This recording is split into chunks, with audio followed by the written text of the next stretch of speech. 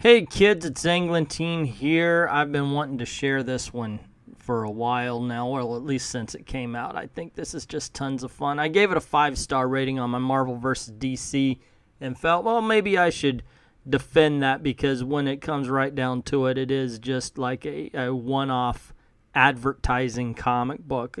But the thing is I think it does what it does very well as an advertisement and as a comic book. Is it great?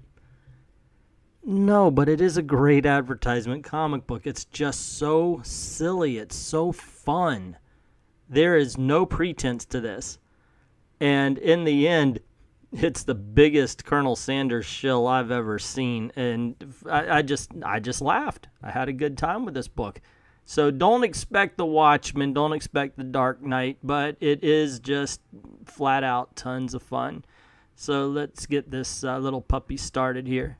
So the book opens with the satellite Zinger 1 crashing to the ground. You got their little NORAD thing going nutso, and the news is out there trying to cover that you see the fiery crash in the horizon, and a Jeep drives up. Somebody yells, "Oh my gosh, it's the Colonel!" He drove straight into the fire. I'll punch the first guy who makes an extra crispy joke. And so the lady says, "Oh my gosh, something's moving out there." And this is where the book had me. I'm sorry, I realized I'm reading the Attack of the Killer Tomatoes of comic book adverts. As we see the Colonel walking out of a fire holding a big metal bucket of chicken. "What are y'all gawking at? This ain't my first barbecue. You can let the folks at home know the capsule's passenger is A-OK. And if you don't want to take my word for it, take this."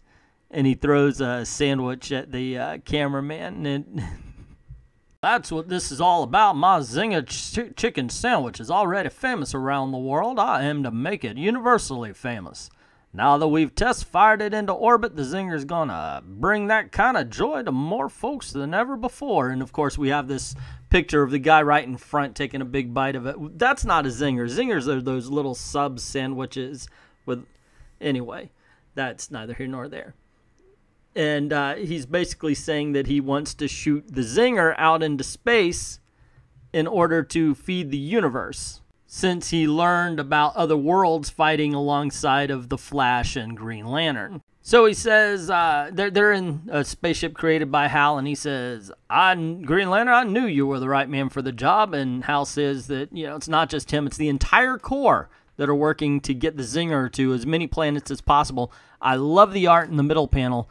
Because, you know, like in the commercials, we have Norm Macdonald and other fat comedians playing the Colonel. But in this comic book, he's got a Rob Liefeld barrel chest standing in basically a Rob Liefeld pose. And then we flash, we get a few planets. Most of them are being hosted by their Green Lanterns of their sector. And they're waiting for the delivery of the Zingers. Yet when they open the buckets, oh my gosh, they're empty. "Colonel, I'm getting reports from every space sector that all capsules are arriving empty. Some cosmic varmint must have waylaid my Zingers." And we see planet Okara. "And if there's one thing I simply can't abide, it's a no-good thieving varmint." And then, of course, we see what looks to be Larfleeze sitting on a throne and a pile of Zingers, laughing because he's basically stealing them all. So the Colonel is eager to go get that thieving varmint, so he tells Hal to get the ship moving around so they can go after him, but Hal says, "No, I've got a better idea. My power ring has the ability to make a temporary copy of itself. My power will be split between us, but it's the best way for us both to search the stars. I told you when we first met that a man of your indomitable will would make a fine Green Lantern. Now it's time to prove it." Whoa, that's mighty generous, but if I'm doing this, I'm doing it my way. And he turns the ring into a bucket of chicken. This book is freaking classic stupid. And so flying across the universe, the first thing they come to is the source wall.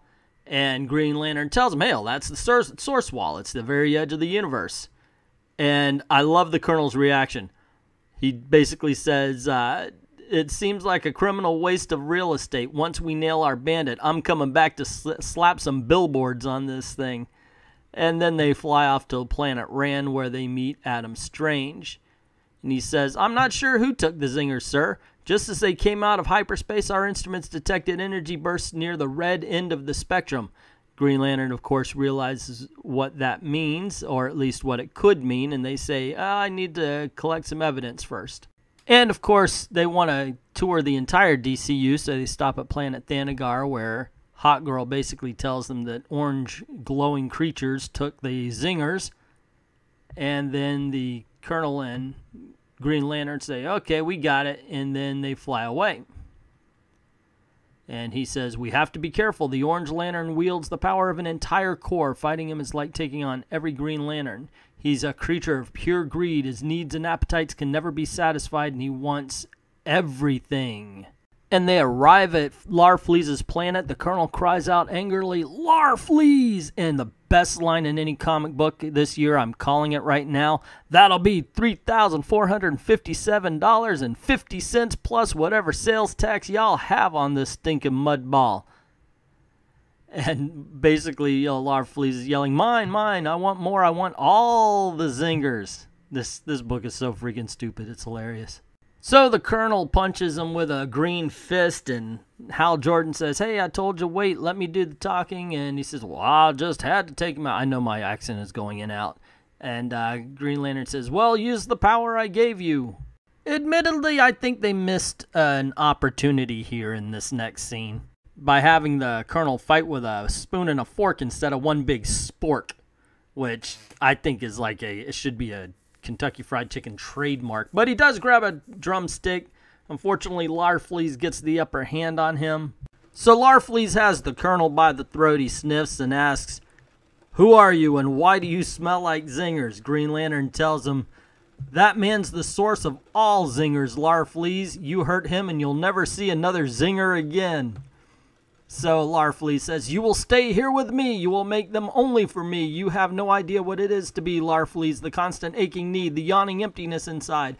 Only the zinger has ever made me feel satisfied, even for a minute. Larfleeze cannot live without it. This is the biggest commercial I've ever seen for Kentucky Fried Chicken. And Colonel says, well, it's a good thing I know how you can have all the zingers you want. But it'll take a little effort on your part. Anything!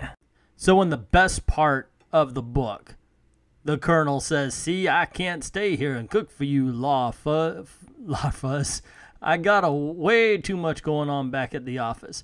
But what you can do, what actually makes sense, is to open your own KFC right here on Okara. You can even get your Orange Lanterns to be the kitchen crew. KFC? That's right, this is how you can have all the zingers you want, just the way I'd make them.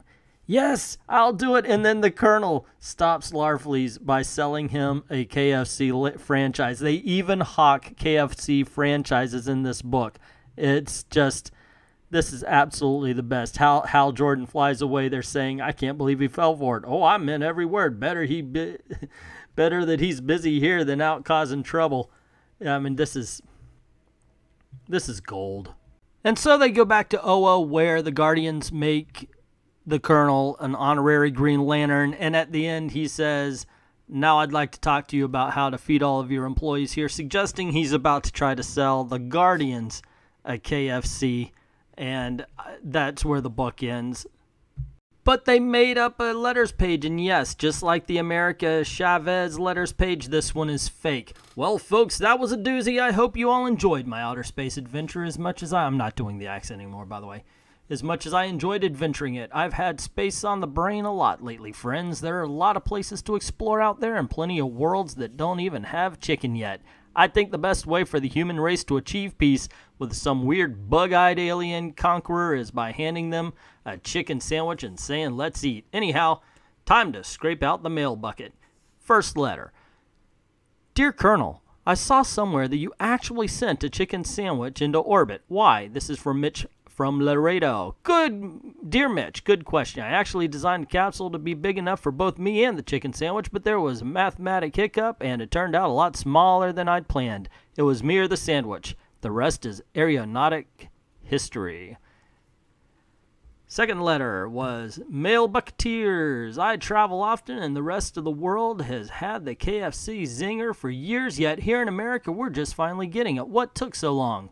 Angela, the North American switch was in the off position for some reason. It's fixed now. Sorry about that. This is one big zinger commercial. Sanders, your menu contains too many options. Free will is a burden to diners. I will bring cosmic order to your offerings and leave people with only the single most delicious option. T. Sonestro. I don't know who you think you are, T, but I won't stand aside while you besmirch my robust variety of delicious menu items. Meet me at any KFC in the multiverse and we'll settle this. Unless you're yella, fella. I can't believe Hal got all the action in this one. Everyone knows I'm America's favorite Green Lantern. G. Gardner, Sector 2814. I like your style, kid, but Hal and I go way back. See the Colonel of Two Worlds. Harland, are you single? From Granny Goodness, and there's just a simple gulp. That's it for this edition, folks. Time for me to get back to my greatest adventure, making the best fried chicken in space. Tell you the truth, I am not a Kentucky Fried Chicken fan at all. However, I have to admit to really liking this book, just because it is silly and stupid and fun. However, it is stupid. It really is. But there's no pretension, and maybe it's because, I don't know, after I read all the Marvel books and such, I was thinking, hey, look, there's color on these pages, and that's something. So anyway, on the back cover, it has this advertising. I know it's a parody of something. I think it's a parody of an Atari or a Nintendo commercial of some sorts. You guys can tell me better than I know, probably. So, yeah, let me know in the comments what you think this is. And also, what did you think? See, I like this book. Once again, it's a silly and stupid thing. It's definitely irreverent. It's just something that is lighthearted. It's a one-off. And it's so much better than that Secret Empire book I just reviewed a couple of days ago. And that's Marvel's big push. What's going on here? I don't know. If you think Secret Empire is better than this book, let me know also. You know, let's find out. I want to know what you think is better in that book. Also, if you like this video, just click like, click share, share again, put it on Twitter, share there. And don't forget to hit subscribe and notification if you haven't already. Also, don't forget to go on over to the Patreon page, put in $1. Our Kirby month's coming up, and we've got review a day at the patron page. So $1 gets you in and 30 extra videos. That's cool. We would definitely appreciate you guys helping us keep this train rolling. And, you know, to those who already have, to those who will, and even to those who just enjoy our videos, thank you very, very much for watching.